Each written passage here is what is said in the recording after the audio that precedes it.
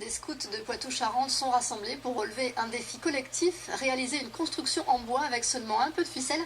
Le système des haies d'entraide reste le socle de l'organisation, comme nous le racontent Anne-Marie Baillarger et Luc Barré.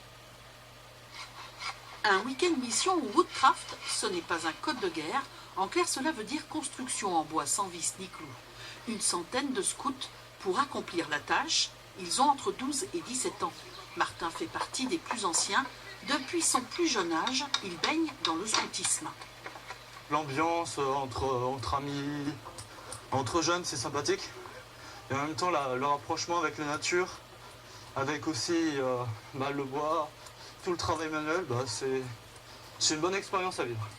L'idée, construire la réplique du pont de Londres, et pour cela, ils ont l'aide de Daniel Bonin, un ancien ébéniste du village venu transmettre son savoir.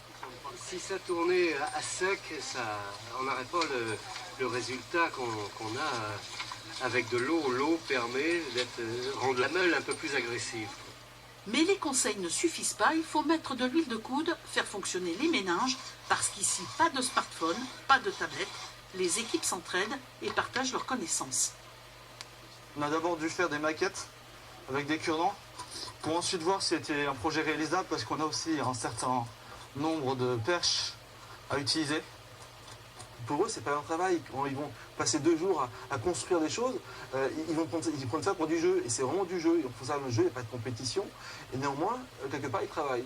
Et c'est aussi une découverte aussi, une réalité professionnelle peut-être par la suite. Depuis leur création en 1911, les scouts contribuent à l'éducation des jeunes et à leur engagement dans la vie sociale. Aujourd'hui, le mouvement a le vent en poupe puisqu'il a enregistré en quelques années une augmentation des adhésions de plus de 10%. Demain matin,